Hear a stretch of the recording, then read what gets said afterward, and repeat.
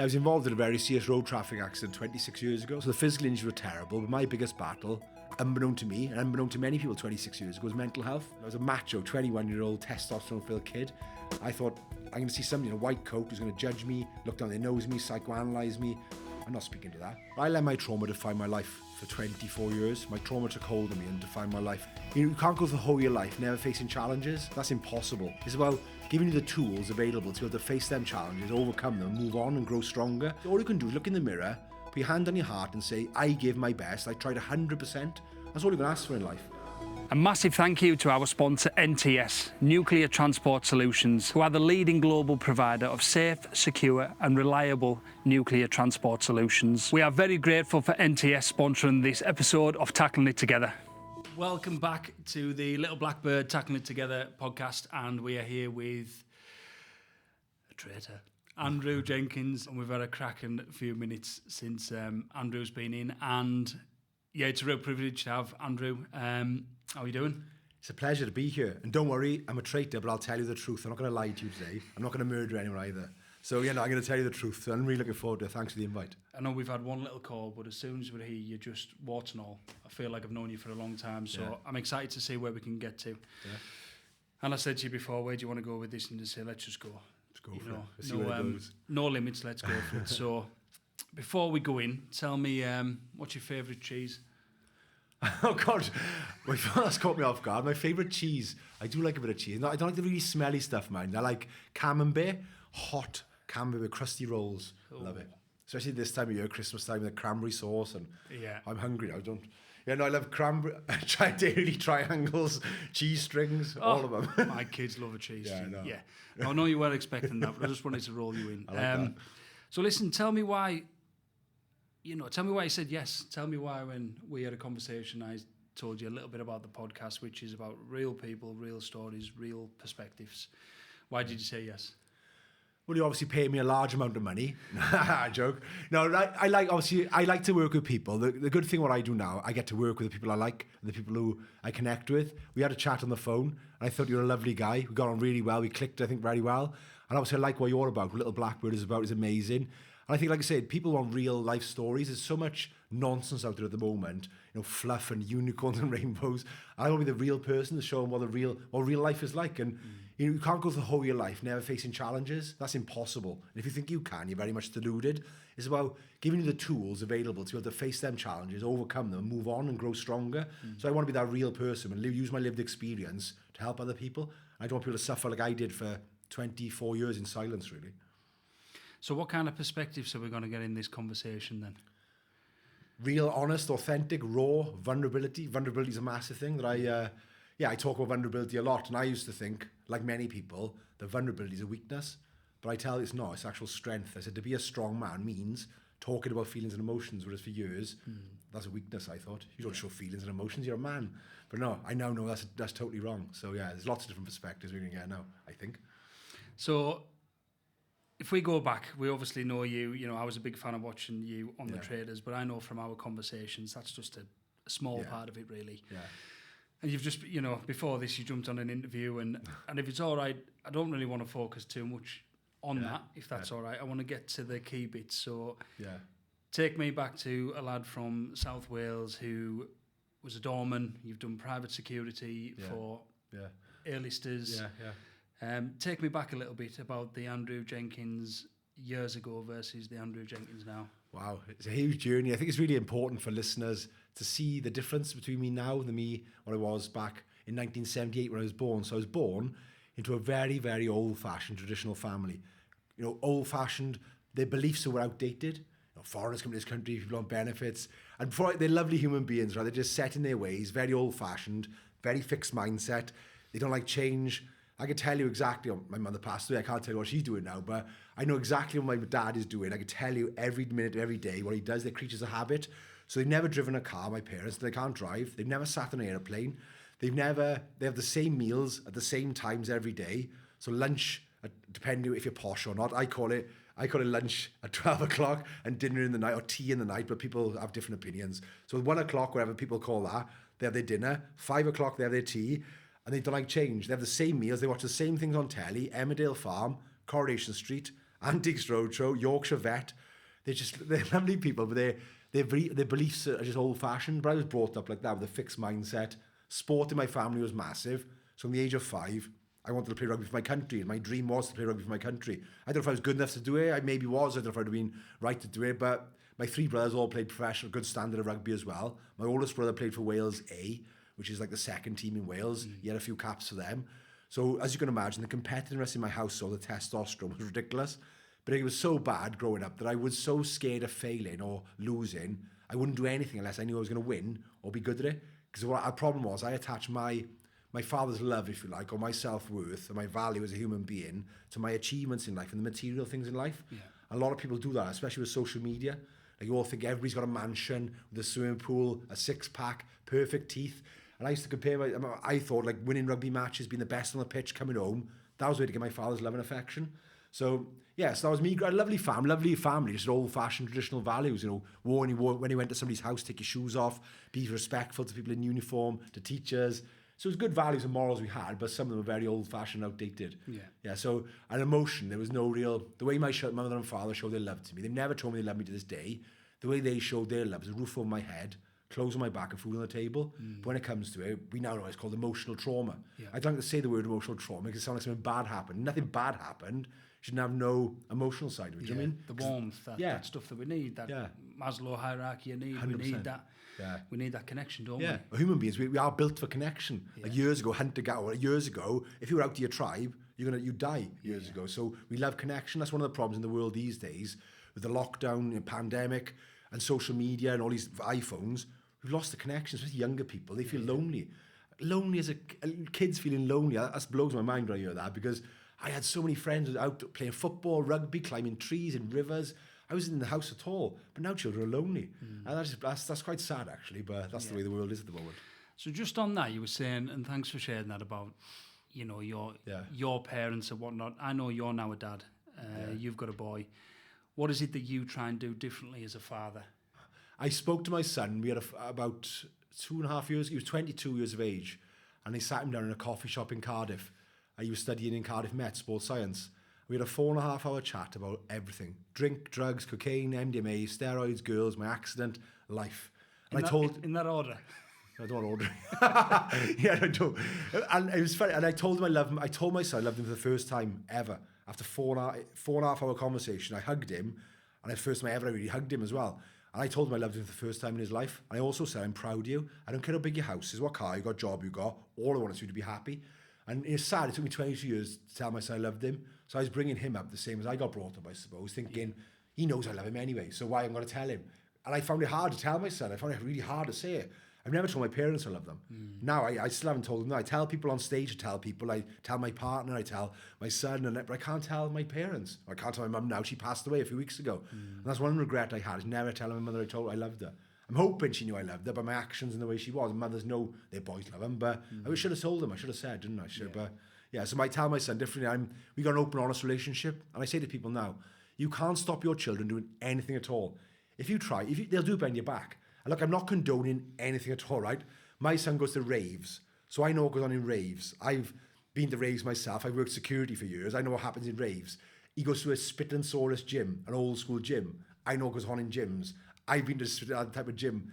But I'm not saying I'm helping or condone him, but if he comes and talks to me, I'll listen. I might be angry inside, but I said to people now, the worst thing you can do is shout to your children or punish them, because if you do, they won't come to you again. I say all you can be is inside, you might be raging angry, but try and be calm, try and keep your head. Once they're gone, you can shout them ball or whatever, but try and be calm. If you're like that, they'll come to you every single time then. And I said, you can't stop them if you try and do that. They'll do it behind your back. At least with my son, I know where he is. Not all the time, but I know he's up to, what he is, and he talks to you about everything, perhaps too much sometimes. But I got an open, honest relationship where I can't talk to my parents about anything, nothing at all. Like when, setting anything, like I go to my mother and father's house now, I'm 47. And if I went to my mother and father's house, a Richard Attenborough program comes on, and there's 2 monkeys going on telly, I get all embarrassed, think, the atmosphere changes completely. My mother and father used to sit there, and I think, I'll make a cup of tea. I'll go make a cup of tea. They've done it 4 times, they got 4 kids, and I've done it at least once because I got 1 boy. But I still get it really, I'm 47 years of age, I go all bright red, it goes all the atmosphere, so I look around the room, if it's 2 like elephants on telly mating or 2, it's strange, isn't it? I'm not seeing me and my son watch things like that, what I'm saying... I mean, 2 elephants are very different to 2 monkeys going on. Yeah. But me and my son, we got an open relationship, do you know what I mean? And yeah, it's really good. I wish I had that growing up with my parents. No, I can't change that now, but I wished I had somebody to talk to growing up. I can't talk to my parents about anything. Yeah, you know what? It's really interesting that, and I know we joke, but you're from South Wales, I'm from Cumbria. So it sounds like, based on what you're saying, that emotional warmth and that. You know, my dad, bless him, you know, whenever I went to give him a hug, it was like a rigor mortis badge. He was like, "What are you doing? I'm giving you a hug." I'll put the kettle on. Yeah, and you know, it's a skill set thing. It's not there's no malice in it. It was just the fact that, one, maybe he hadn't received that and he didn't know what to do. But when you say there those 3 words, "I love you," you know a little bit about this podcast. You know, I lost a dear friend 3.5 years ago to suicide, and there's now 12 of us. Now a friendship group was 13, but we're now down at 12. And I try and make an effort to tell most of them on a phone call or face to face that I love them. They don't always say it back. Some of them are quite awkward with it, but most of them do. But now you're at a point now where you can say that, and you didn't receive that as a kid. What power does that have on you when you can get to the point where you can say those 3 words to get beyond that awkwardness or whatever it is? What impact does it have on you when you can articulate that to someone like your son or your partner or parents? It feels warm, and perhaps I'm over loving. Perhaps my partner, for example, I'm over the top loving. Perhaps I didn't receive that when I was younger. Perhaps so. I think when I go into relationships, I'm caring. Because I'm a caring, loving person, and my love language, I think, is physical touch. So I love hugging, I love you, and all that. Whether I'm like that now because I didn't get that much growing up, so I want to show. It's important to be having emotional support is really important. So yeah, perhaps I'm not over the top with it, but yeah, I enjoy saying I love you to someone. It's nice to hear that from someone. It's nice. It feels warm. It's nice. It's special. And I say it to friends, male friends. Like, if that was me a few years ago, so you gay or what? If a man had said to me, "I love you," what? What's wrong with you? But now you can still love people. I mean, you want to sleep with them or have sex with them. You can still love someone and care somebody deeply, close friends. Yeah. But it's normal now. My mate, I got a couple of good friends, and we say, "Yeah, I love you too." God, if that was me, got my old school friends from years ago, I'd get beat up if I said that one, probably. That's what I'm talking about with these boys. Some of them are like... Yeah, you changed. God, you have changed. That accident about changed you. So, yeah. Yeah, it's really interesting. There's a lot of things you've just said there, and I want to pick on a couple. Yeah. Mindset. You said fixed mindset, maybe with people back home. Now I know I'm presented with a fella that's got a growth mindset. What are the key things that you've tried to do to transition from that fixed to a growth mindset? My big thing is like failure. I think a big thing, like I said, growing up, I was scared of failing. I'd only do things I knew I was going to win or be successful at, because I attached my value, or my self-worth to it. Like, I thought failing was a bad thing or losing is a bad thing. So I'd only do things I knew I was going to do good at. But now, I know that's not true now. Now, failing's not a good thing. Nobody likes to fail. I'm competitive, but that's where you're growing and learning, and you've got a growth mindset. And, you know, when you learn something new, it's going to feel awkward. It's going to feel awkward and uncomfortable, but that's because you're growing. That's learning and growing. I could have stayed in my comfort zone. I was in my comfort zone for 44 years probably, but it's safe, but it's boring. But once you start stepping out of that comfort zone, it does feel awkward, but it's exciting. Like talking on a podcast, talking in front of 600 people. God, I couldn't even talk in front of 10 people in my job before. I hated that. But now I talk in front of 100. I get nervous. It's great, but that's because I care. And I try and try new things. And like where I'm from in Wales, it's quite, I care what I say now, but you're born with a glass ceiling on you, like the valleys or where you're from. And if you've got any ambition and drive, there's a lot of jealousy around where I live, a bit tribal. If you want to try and get on and move out, people try and drag you back, or they laugh at you because they feel threatened probably. That's the reason why. They probably feel threatened. And if you go to the same clubs I go to, that's the same people sitting in the same chairs, saying the same jokes, saying the same things they were 20 odd years ago. Like I went out with a few of my friends a couple of months back, and I remember that time you got chucked to the hotel in Magaluf. I was 17. I'm 47. It was funny 30 years ago. I'm not knocking them. That's them. And I was one of them a couple of years ago. Work hard all week, hammered on the weekend, and repeat on a circle every week. Yeah. That was my life. And that was it. That's like a lot of people are the same. And I'm not knocking that. That's all they know. And they don't know any different. It's only when I've seen different stuff and I've seen bigger things. I want more. I want to travel. I want to see things, experience things. And I want to live life. You get one chance at life. Just live it as best you can, isn't it, I think? It's interesting that when you talk about living life, because I know that you've gone through trauma and you've overcome and accessed trauma. Tell us a little bit about the things that you've gone through. And I know a few years ago you met someone that had a massive impact on your life. Tell us a bit about that. Yeah, I was involved in a very serious road traffic accident 26 years ago, 20th of August 1999. I flipped the car. I was driving onto the right-hand side, and I went through the driver's door, the window there. So my legs are in the footwell underneath the steering wheel, and my top half is out the car, being dragged on the tarmac. So my head was dragged on the floor, my arm there. So I had a big hole in my arm. At the time, I had quite big arms. They said, lucky, I'd lost my arm nearly. They took all the muscle from there and put it there.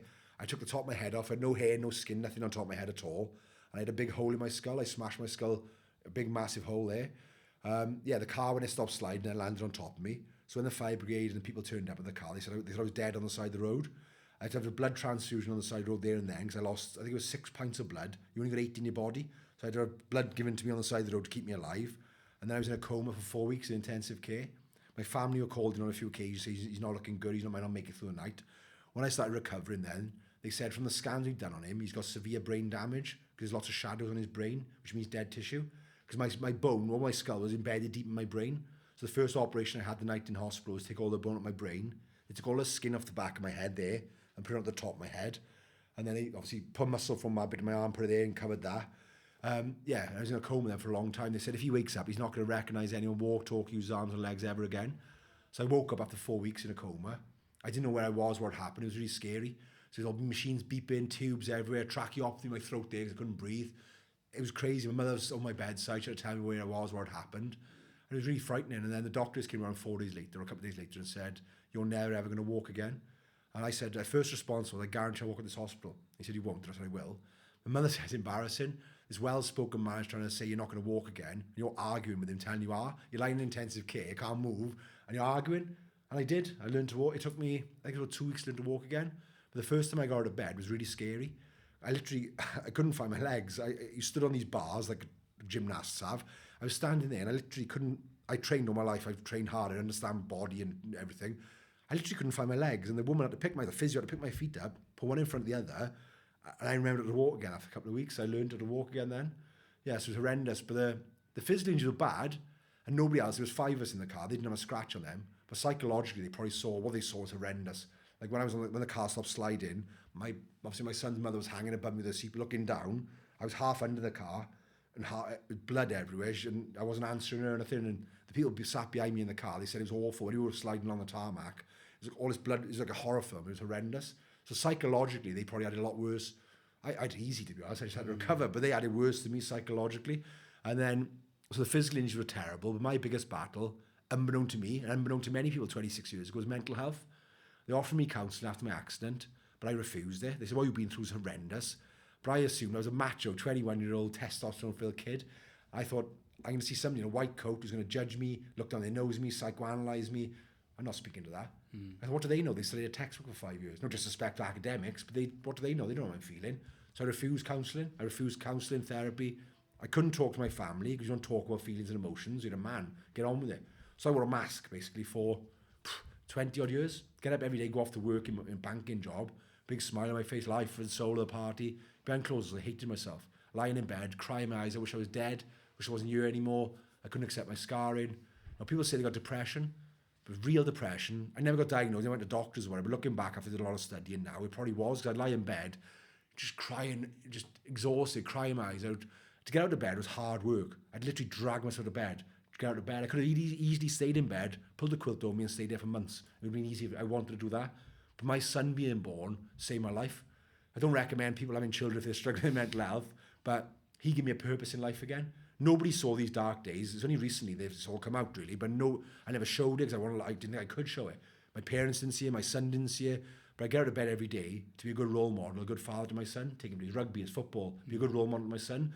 So if he wasn't born, I don't know where I'd be. I never tried to do anything, but I didn't put a plan in place either, really. But there were some dark days, really dark days. And I thought it was a hindrance to my family. It caused them so much stress and worry. But him being born, he's amazing. I love him to bits. He's amazing. And I don't know where I'd be now if it wasn't for him, really. Man, I can relate to that. I've got a 7-year-old and a 5-year-old. But I suppose what's interesting is, what advice would you give to people that, maybe weren't fathers, but people who were in a similar situation, struggling to get out of bed, or what advice would you give them? Don't be hard on yourselves. I used to be so hard on myself, and take small steps. I mean, don't beat yourselves up. I learned to walk again. I take a couple of steps, fall on my face, fall over, and you'll get there. Just keep believing in this. Just believe. Self-belief is so important. And I think in life, if you want something bad enough, it's in your head and your heart. I don't really believe in luck. There's a lot of people in hospital who died around me whose injuries weren't that bad. They just give up on life. But I didn't want to give up on life. And even though I said years ago my upbringing didn't have a very emotional support, but the other support I had, like being competitive, resilient, that helped me through my accidents. So being strong, strong mindset, determined, resilient, that helped me, that side of things. So upbringing, it swings in roundabouts really. The emotional wasn't there, but then the physical was. I said, and please talk to someone, don't bottle things up. I bottled things up for years and made myself really ill. The first time I spoke to somebody about my accident was 15 years later. I saw a counsellor and she was amazing. But I bottled things up. I made myself really ill, really, really ill. So I say to people now, it hasn't got to be somebody professional. I got on one hand a support network I can talk to any time of day. They won't judge me. They won't treat me any differently. They won't think anything less of me. They just listen to me. They just sit in the trenches with me and listen to me. And that's all a lot of people want to a struggle, I think, with mental health is somebody to talk to. They don't need to. Sometimes it's intimidating to see a counsellor or a therapist. I didn't want to see that. But I'm a huge believer in prevention is better than cure. I give people the tools months or years before to stop it getting that far. In this country, we're so reactive, not really proactive. Somebody tries to take their own life, we'll help them. Somebody's obese, give them an injection.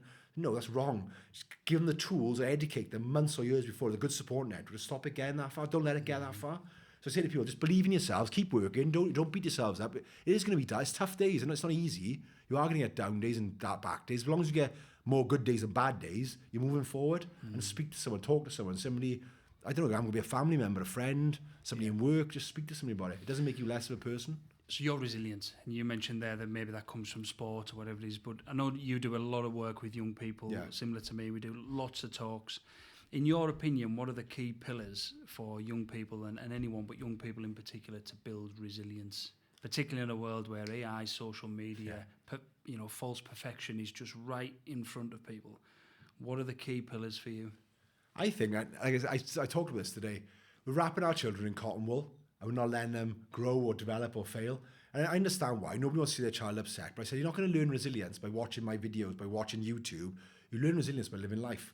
And I'm a huge sports person. And I think you get resilient by losing, by failing. And you've got two options when you're going to achieve something in life. You either quit and chuck the towel in, or you can take a step back, take a breath, think I'm a good person. Why did I not achieve it? Put things in place to get it the second time, or the third time, or the fifth. It doesn't matter when you get it. Just keep going, keep believing, keep working hard, and keep going. And eventually, that's how you build resilience. Do you mean you keep on going and don't put your self-worth, don't judge your self-worth or your value as a human being to the failure like I did growing up. Your people around you will care about you. Will still love you exactly the same. If you come first, 10th, A grade in school, E grade in school, you're still a good human being. And I say all you can do is look in the mirror. Put your hand on your heart and say, I gave my best. I tried 100%. That's all you can ask for in life. But I think normally there's room for improvement.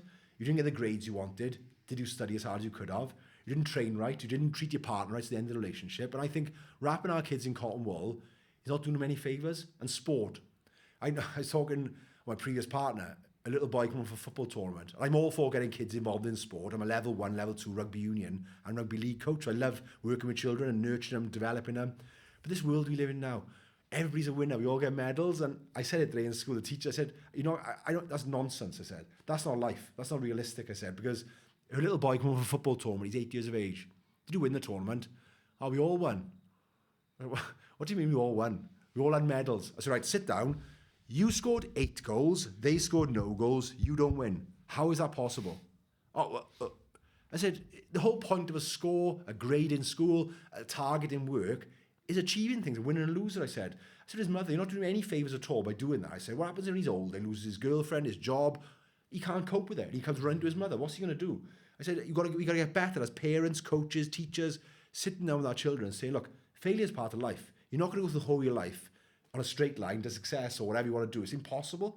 And every single person in this world, successful, Michael Jordan got dropped from his basketball team, Messi was told he's too small, Bill Gates been bankrupt. All these people, they failed over and over again, but they keep trying. And that's how you build strength and resilience. And I think that's what we need to start letting our children, not letting them fail. Because nobody likes to see their child upset, but we got to get better at sitting down and say, look, I'm still proud of you, I still love you. Why did you fail? Why didn't you achieve what you wanted to achieve? I don't use the fail. I don't achieve what you want to achieve. And do things better, differently, and work harder. But also undervaluing, I spoke to a lot of people, good sportsmen, younger people, and they're saying, they think, what's the point in trying hard and training hard? Because they're going to get the same as all the other people anyway. Yeah. So you're undervaluing the top performers as well now, but giving everybody the same. Yeah. We all get medals. Well, I spoke to a few boys in rugby and football. They're saying, it's not fair that they all get the same as me. And I'm training really hard, scoring all the goals, scoring all the tries, working hard, training hard. They come to training once a week. If they don't come to training at all, they get the same as me. Yeah. So I think we've got to be careful with devaluing the winners and things. I mentioned something yesterday very similar, that there's a fine line between resilience and vulnerability. You know, if we don't fail, we are not presented with the challenges to find a way to either fight through it or get around it. Yeah. So we are inevitably going to feel vulnerability when we are presented with a challenge. And those two are hand in hand. So if we don't let kids fail, we're not maybe giving them the opportunities to experience and develop a relationship with vulnerability. I know I did not have a relationship with vulnerability until it hit me like a train in mid-30s when my little boy was fighting for his life in hospital, and it hit me like an absolute train. Led me to have a pretty big panic attack by his hospital bed. And I think there's some real synergy between what you're saying there. As parents, we've got to find a way to just sit in our hands, let them be presented with that challenge, have a go, and then when we need to step in, and we know when the right time is to step in, and we talk about it as rugby coaches, as what it is, it's that challenge to say, well, you got so far this time, and then you got knocked back. How do you go a step further next time? How do you enjoy that? We'll know. We'll know from rugby you enjoy the good times because you've experienced the bad times. You know, everything's better. The bus journeys, everything's better when you work hard for that. What's your view on vulnerability now, based on what you've gone through? It's really powerful. It's really brave and courageous. And I say, if somebody is vulnerable, in this country, we think it's a weakness. And there's like, there's 4 scenarios. And basically real true life scenarios. A man knocking his best friend's door, telling his only child's been killed in a car crash. A lady being pregnant after having 5 miscarriages. A 56-year-old woman setting up her own business, having worked all her life. And a man sitting down with his 48-year-old wife to fill in her last will and testament after she'd been diagnosed with stage 4 breast cancer. And the first emotional then people said they felt is vulnerable. I said, would you think any of them people are weak? Because I wouldn't. I think they're brave and courageous. So this thing about vulnerability, I think when you start being vulnerable and embracing and leaning into it, your relationships to your colleagues in work, your family, every flourishes, they get better because they're getting the true, authentic version. I love authenticity. They're getting the true version of you, not some persona you're putting on. Like vulnerability, it's not like people in work, I said leading with vulnerability is important. That doesn't mean you're weak as a leader. It just means you're humanizing yourself and telling your staff, I have failed in the past, but this is what I did to overcome it. I don't know all the answers either. Because when you're sat in as an employee looking at your directors and these bosses, you think they're amazing, they never get anything wrong, they're perfect, they never made mistakes. Once you start leading and saying to your staff, it creates a much better culture in your organisation. You get innovation, creativity, because nobody's scared to fail. Nobody's scared to add their ideas into the conversation. So everybody contributes to the business. So the business must flourish. So I think vulnerability is a real, Brené Brown, everybody listens to Brené Brown, and she talks real sense what she talks about. Yeah. So I've really lent into my vulnerable side the last couple of years now, and it feels good. It's scary being vulnerable. You feel out of control. You feel naked. You feel afraid. It's scary because I held a mirror up to myself about 3 years ago, probably 4 years ago. I looked at my deepest, darkest secrets, my flaws, my triggers, and working on myself. Because in this country, we've got a massive blame culture. Blame your parents, blame your friends, blame your kids, No, look at your mirror first. Start working on yourself before you start projecting onto other people. And that's what you need to start doing, looking at yourself. I think self-awareness is a superpower. And if more people in this world are self-aware, I think the world would be a much better place. But that's only just between me now and me a couple of years ago, really, is self-awareness. Years ago, I'd let my chimp run off, or I'd say and do things upsetting people. I didn't care. But now, I know my triggers, I understand myself, my own person, I know myself better. Plus, I think about things more now. So I put my chimp, like the chimp paradox, I love that book. My chimp is a fly off the handle. So something had happened, a stimulus, I'd react straight away like that. But now I try and respond. So I try and leave the gap from the stimulus to my response as long as I can. So my logical human brain kicks in then, and I respond like an adult. Whereas before, I'd fly off the handle, say and do things, and then it'd take about a day for my logical brain to kick in. But now I try and, that's the self-awareness, is try that gap closer and smaller, really. Which is the key pillar of emotional intelligence, being truly aware. Yeah, 100%. And you're right, you're talking about projection there. The easiest thing is to project onto other people and bring them onto your bus. You feel like shit, well, the easiest thing is to project onto other people. After my accident, I said, not proud of it. I used to hate myself. I looked in the mirror, I called myself a freak every day. When people used to come to my parents' house to visit my parents, I'd lock myself in the bedroom, hide upstairs. I'd hate going out the house, and I'd never get a girlfriend. I hated my scars. I look in the mirror straight away. I'd focus on my skin graft here.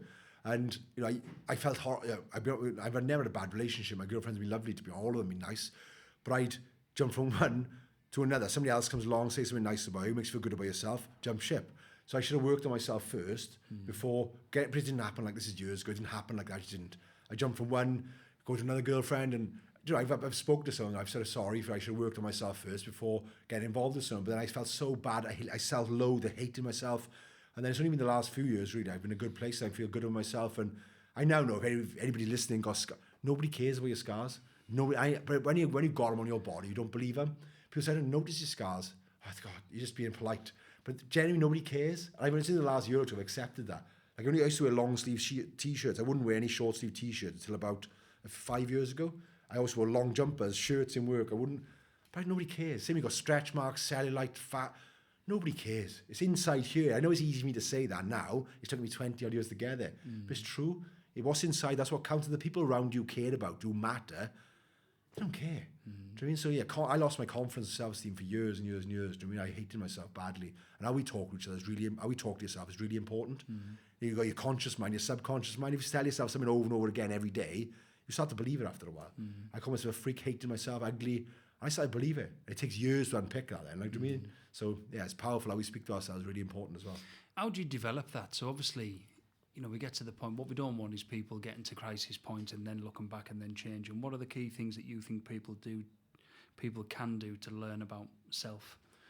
Yeah, there's quite a few things, I suppose, but like, it sounds simple, the things I do, but this has taken me years, and like, I never really got any professional help. Once I had a sort of counsellor 50 years ago, but that's all I really saw them. But now I see people regular now to help me, coaches, and they're really good. But like, I think I just stopped saying, like, for example, my self-worth and confidence, I look in the mirror every day. Instead of, when I went to say something horrible, I just wouldn't say anything at all. So it sounds simple, but if I was going to say ugly, just be kind to yourself. And if somebody paid me a compliment before, I'd always follow the negative. I've got nice eyes. Oh, what about this? What? I didn't notice your scars. Oh, bullshit. Of course you did. So when people say that's something nice, I just say, oh, thank you. So then 2 little shifts in my mindset and my change, it makes me feel much better for myself. I started working on myself. And like, believing in yourself and look at your values. You're still a nice, valuable human being. I do a lot of studying myself. I've read a lot over the last 2 years about mindset, about vulnerability, about lots of different, like, a lot of studying, being like self-awareness, I think, being self-aware. But again, don't be hard on yourself. I used to be so hard on myself, and we all are, as a human species or British, we're so hard on ourselves. We never celebrate or talk good. Americans love it. They brag, they think, oh, you're Americans. Why shouldn't we brag and talk good about ourselves? We don't, though. You said before about post-traumatic growth. Yeah. Prior to starting the pod. Tell me a little bit about that and your experience and what it is. I've got a friend who's a big believer in it, and I know it's mentioned on a few podcasts, but what's your interpretation of it and what impact has it had on you? Well, I let my trauma define my life for 24 years. My trauma took hold of me and defined my life. It ruined my life. You know, you think your life's going on one path, rugby, right, and all of a sudden, that stops. For you, I thought my life was over. And the biggest thing for me, I lost my connection with my dad. I thought the only way to make my dad proud was rugby. He's never told me he's proud of me, loves me. And again, he's a lovely person. He just don't know how to do that. I'm compassionate with my parents now, my dad. But like, the only real connection out of my dad was playing rugby. So before the game, I talk about the game. After the game, I talk about the game. So I couldn't play rugby anymore. I thought, I can't make my dad proud anymore. He doesn't love me anymore. Because my dad's love language is time. So he'd give up his time to watch me playing rugby, or my brothers as well. He wouldn't miss any match. He'd be on the side, on the touchline, the rain, the snow, the sleet. He wouldn't miss a game. But that was his way of showing he loved me. So when I couldn't play rugby anymore, effectively, I didn't have his time. I'd see my 3 brothers, interacting with my dad, talk about rugby. They were still playing. My dad's smiling, listening to my brothers. And I'm sat there thinking, what can I talk about? Nothing to talk about. My brothers are better than me. He doesn't love me anymore. And this went on for years. This went on for years and years and years. I really struggled with my self-worth, my confidence, and that sort of thing. So that's where I struggled with my connection with my dad. I lost that massively. But like post-traumatic growth, it's like a Paralympians, for example. They lose a leg in Afghanistan, and they're now in the Paralympics winning gold medals, being awarded MBEs. They might not have been good enough to be in the able-bodied Olympics, but now they're in the Paralympics. So they've used their trauma for good. It's like me now. My trauma defined me for years and years and years. But now, I met the man who saved my life 2 years ago. The professor operated on me in my accident. And he said, you're a miracle. You should be dead. We thought you were going to die on so many occasions. I can't believe how big and strong you are. So up until that point, I was walking around with a chip on my shoulder, angry, fed up, resentful. My accident happened. I lost my rugby career and everything. But now, I think meeting him made me realise how close I came to death. I know how lucky I was, but when I heard it from the horse's mouth, he's operated on thousands of people because he's really well respected in medicine in the UK, not just in Wales, but in the UK. Yeah. He works with the government and things. So for him to say that, I thought, yeah, I got a second chance at life. So I'm now using my trauma for good. So I'm taking hold of my trauma now, and And I'm using it for good to help inspire other people and motivate other people. Because I don't want people to suffer in silence like I did for 24 years and let their trauma define them. So that's what I'm doing now. So it's growing off the back of a trauma, basically. So no matter what your trauma is, you don't let that trauma define you. And it's not easy to me. It sits inside you. Unless you deal with that trauma, it'll come back and bite you on the backside one day. I said, you've got to deal with your trauma. I speak to a lot of servicemen, firemen, policemen, and what they witness is horrendous. And a midwife, I spoke to a lady midwife. She says, delivers a stillborn baby. Next hour, she'll deliver another baby. I said, what was that? What was that? Yeah. Oh, it's my job. I get it, I said. But who do you talk to about it? Nobody. Yeah. So the thing is, I'll sit inside you. How many of them do you deliver? Quite a few. And a fireman, I spoke to a fireman a couple of months ago, and he said, I witnessed 3 traumatic incidents in a 12-month period. Decapitation, somebody got burned to death, and somebody drowned. What help and support do you get? Or I get a generic email sent to my station commander. Usual, blah, blah, blah. If you want help, ring the number. Do you ring the number? No, I'm a fireman. I don't want my boss know when I got trouble issues, and I get sacked. So the thing is, they'll come back and bite you on the backside. What will happen? It'll be something insignificant. Somebody might cut you up on the road, look the wrong way at you. You'll snap. You'll either try and take your own life, or you beat your partner, you do something totally out of character. And that could be 6 days, 6 weeks, months, 6 years after the incident. But a trauma, the body holds a score. It sits inside you. Yeah. I said, you got to deal with it. And that's the problem, I think, with emotions. I've done a lot of positive psychology diplomas recently, and an emotion, like especially angry or upset, what we try to do, we try and push it down and ignore it and push it down. But they said all that does is stay inside your body and strengthens it. If it's a negative belief about yourself, it strengthens it. What we got to do is lean into it and think out, what's causing that? And normally it's something from your childhood, from childhood, inner child healing. So something that happened, it's like something you got to lean into it. So if somebody gets triggered, when somebody triggers you, say, thank you for triggering me, because they've identified something in you that needs work on. Don't be angry with them. Thank them, say, that's what I do now. When I get triggered, years ago, I think, oh, it's triggering me, I'd fly off the handle. Now I think, what's causing that?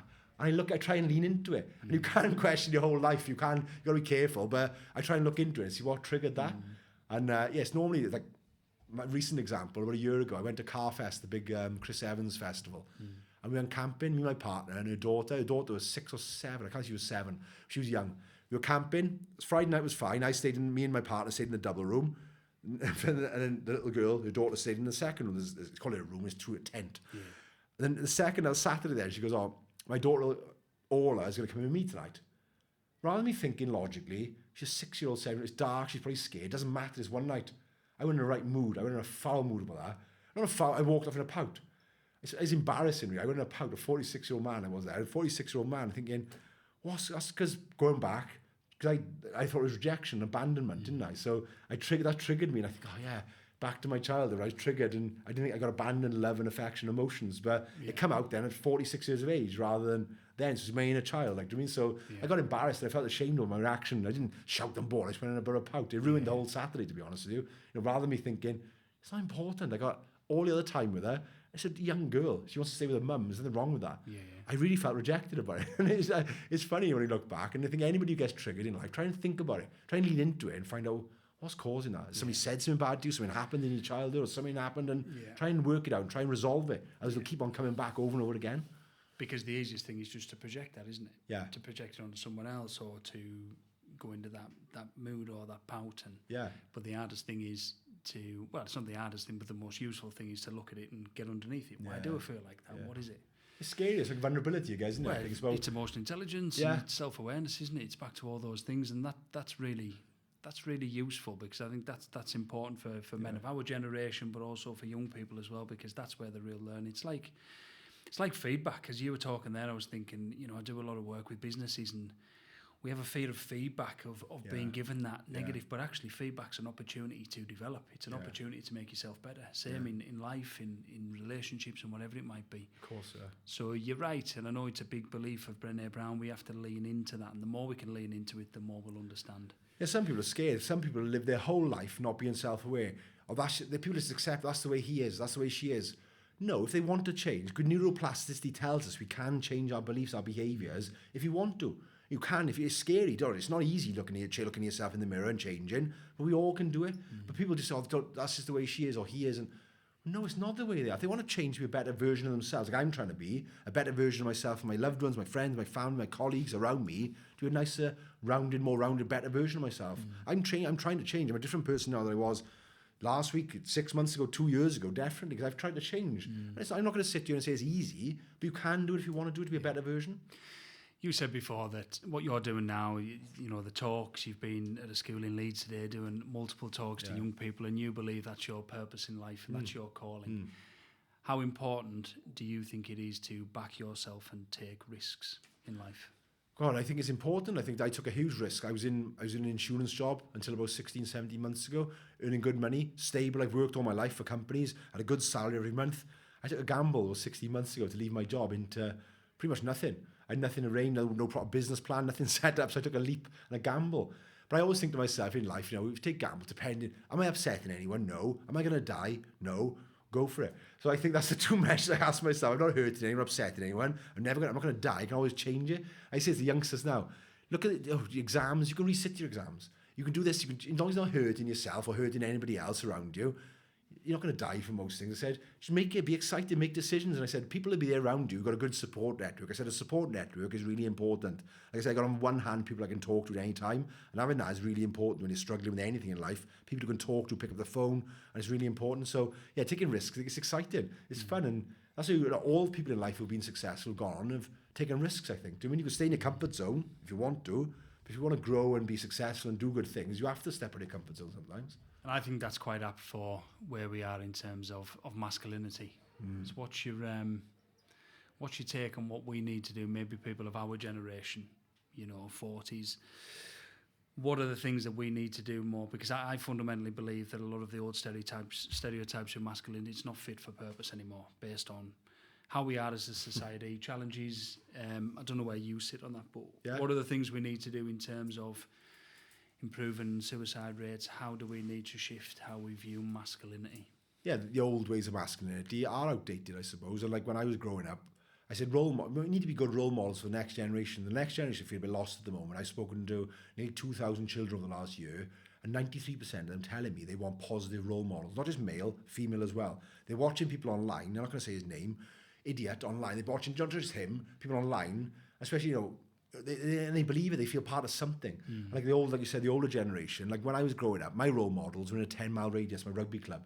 So I was like 5 years of age in a rugby club, 14 years of age in a gym, toxic masculinity. I grew up in toxic masculinity, not just in my household, but where I used to bother in. But I said, where do young people learn how to be adults? Watching older role models. So I was in a rugby club, say at 14 years of age, watching men in their 20s, 30s, 40s and 50s say and do things. And I thought, is that how we got to be a man? And copied them. So I said misogynistic jokes about girls and things, but I thought it wasn't picked up on years ago. It was normal years ago. And I thought that was what we had to do. I'm not a bad person, but I just thought jokes about girls don't matter. And things like that. And the 4 measures I thought what a man was. This is how I measured myself as a kid or younger growing up. How many pints I could drink, how many girls I'd been with, how many fights I'd had, how much I could bench press. And that was the 4 measures. Drunk 20 pints, you're hard. Drunk 2 pints, you're a whatever. Slept with 20 girls, oh, he's cool. 1 girl, a virgin. And I said, girls in the audience when I do talks laugh. I said, guarantee your fathers, brothers, uncles, sons have been through peer pressure relating to drinking, girls, fighting, and guarantee they all have. And that was my measures growing up. It's only when I held a mirror up to myself years ago and realised, that's not right. I mean, that's not right. And I say to the boys in the school today, especially because they got a massive problem with misogyny, and that blows my mind. I didn't know that word meant when I was younger, misogyny, but now they reckon boys. The misogynistic, they treat the women teachers differently than men teachers. And I say to the boys in school now, if you're going to think of saying or doing something, would you be happy if I was your mother, your girlfriend, or your sister? And if I said no, don't do it then, don't say it. And I said, we're all equal. We're all born exactly the same. Boy, girl, black, white. We're all coming to this world exactly the same. We all come out the world, we all go out the world the same. I said, then through different behaviours, environments, we learn different habits, learn behaviour of parents, older people, I said. We're all identical, we're all exactly the same. We're all humans. Take labels off us, we're humans. Men need women, women need men. And you've got to respect each other. So I do lots of work with young men and saying, you know, it's not right. And I sit with them and talk to them and things. And yeah, they just feel lost at the moment. And I think it's really important. We've got to be good role models, I think, the older people, and change our mindset and change our behaviour. And listen and be there for each other and talk to each other. And if somebody tries to be vulnerable with you, don't ever use that as a weapon against them. Because I've had it used against me before. I've been open and honest with somebody, and they've used it against me as gossip at the local pub or the local rugby club, I said. Because if somebody comes to you to try and talk to you, you should be honoured they've come to you and chosen you. Because they haven't just thought about that minute. They've been thinking of that for days or weeks or months sometimes. They finally plucked up the courage to come and speak to you.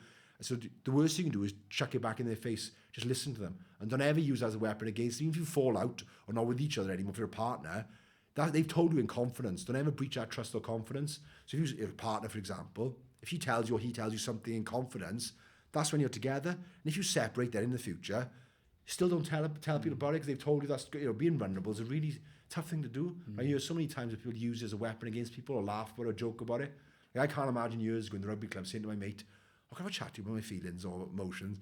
"What? You gay or what?" You'd be on the rugby club within about 2 minutes. Jenks is a wanker, he's gay. So I think it's changing now slowly, but it still goes on. I think it's private, it's a personal thing. And I say, we need to set good examples and be good role models for the next generation. Yeah. And that's how we change the culture in this country, is being there for the youngsters and being good role models and setting an example. I was just thinking there, we just said, I went straight back to my rugby club. He's this, he's that. Yeah, and I'm not sure you change if the older people, my dad, for example, do you mean mental health is nonsense? Get a proper job.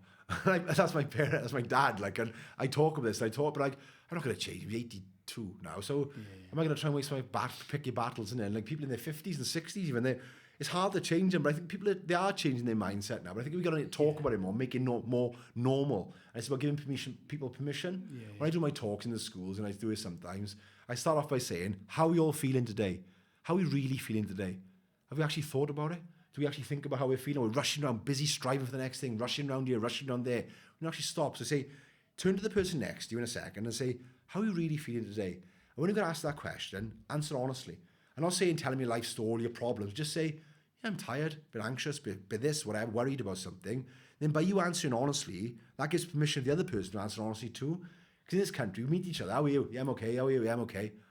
What a waste of time. Yeah. They might be okay, but I can guarantee one or both them people have got something going on. I don't mean something massive. It might just be a bit anxious, a bit stressed, a bit worried. So if we want to be serious with mental health, well-being, reducing suicides, we need to start having meaningful, open, honest conversations with each other. Yeah. But I say, change the question. I say to people, how's your well-being today? And they, oh, I've been asked that before. But it sparks a conversation. Yeah. And I say, but you answer honestly, I'm a bit tired, but anxious. You can say, oh, what's wrong then?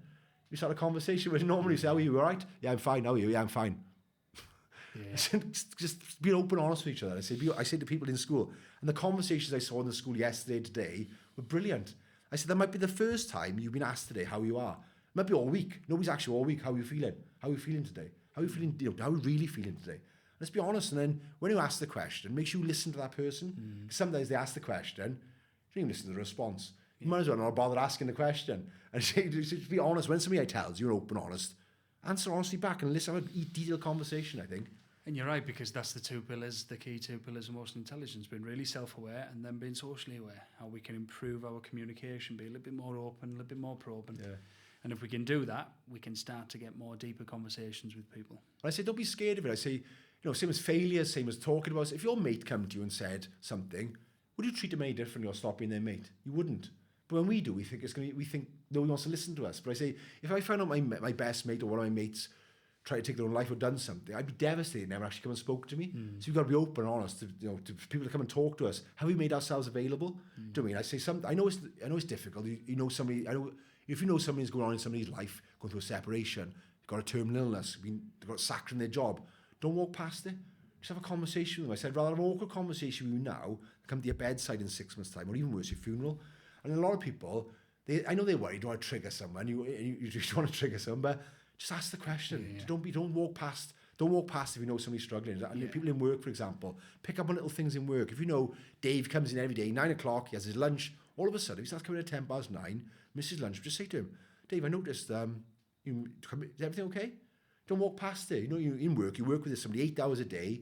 You can pick up for little behaviours and mood changes in moods, behaviour. Just don't walk past it. Yeah. You don't always go behind closed doors. And sometimes the people who've got the biggest smiles on their faces, the nicest house, the car, were struggling the most sometimes. Yeah. And it's often that fear that you think, I'm going to put that in their mind, but you won't. Yeah. If they're going to, if they're that place, they'll be thinking about it anyway. But I said, don't make somebody, you can't force somebody to talk either. So if somebody's struggling, say to them, is everything okay? Yeah, I'm fine. That's the normal response you get off some people, isn't it? Yeah, I'm fine. Don't be offended by that. That just means they're not ready to talk at that moment. Yeah. All you should say then is, if you ever want to chat to me, pick up the phone and go for a walk, whatever, and just drop it. But what normally happens is, what happened to me anyway, it happens a lot. Is everything okay? Yeah, I'm fine. No, you're not. Tell me. No, I'm fine. No, tell me. I know this is wrong. You end up in an argument with this person, and your guard goes up higher and higher and higher. Because you're not ready. Yeah, and I say they're just not ready to talk. They might be ready in 6 hours, 6 weeks, 6 days, 6 months. But if you are there for them, when they're eventually ready to talk to you, they will come and talk to you. Yeah. By interrogating them, they won't come to you. Don't interrogate someone. I know people only care, they only want to help you. But that's the worst thing you can do is push and push and push. You can't force them to talk. Just be there for them when they are ready to talk. Yeah. Mate, it's been a cracking conversation. You said let's go for it, we bloody have. The last thing that we always ask guests is for your bit of advice, and we call it your little Blackbird worm of wisdom. So what would your little worm of wisdom be to anybody that might be watching or listening to this? God, there's so many things I could say. I mean, you've given loads of advice, but what's the key thing that, I don't know, maybe back when you were at that time, when you were trying to figure things out for yourself, what may have added value? I think it's believing in myself, and it is hard when you're struggling with mental health. I struggled for years. Like being in the bottom of a well, you can see the light at the top there. You just can't get to that light, and you keep slipping back down. I say, don't be hard on yourselves. You're trying your best. People are trying their best with the tools you've got available at the moment, and just try and make small steps forward. As long as you're having more good days than bad, that's okay. You're improving. You're getting better. You're moving forward. You know, if you're having more bad days than good, well, you speak to somebody with that probably then. And obviously, there's always somebody to talk to and listen to. There's always somebody to listen. I don't mean professionally. I mean a friend or family or colleague. And I know people come out the woodwork who I wouldn't class as good friends, but you realise when things are tough, who your real friends are, who the people are. So, like, please talk and open up. It doesn't mean you're a weak person. Nobody's going to judge you. Choose the people you talk to. You've got to speak to somebody you trust and like. You can't just talk to everyone. But make sure you've got people around you can talk to. But make sure you talk. I bottle things up for years. I remember myself really ill. It was dark days, and I wish I'd spoken to somebody sooner. I don't mean professional. I just mean anybody. But I thought I couldn't speak to someone, and it doesn't make you less of a person. So, yeah, believe in yourself. Don't be hard. Don't be too hard on yourselves. Try and move forward. But if you are, just speak to somebody. Please talk to anybody, a professional or a friend or colleague in work or something. Yeah. So, Andrew, it's been a bloody pleasure. Yeah, really been. Thanks. Thank you. Cheers. Thank you. Thanks for listening, or thanks for watching the podcast. Please take a couple of seconds to engage with us. Please subscribe, like, or give us a comment on how you're finding the podcast so far. And keep listening. Take care. All the best. Keep smiling.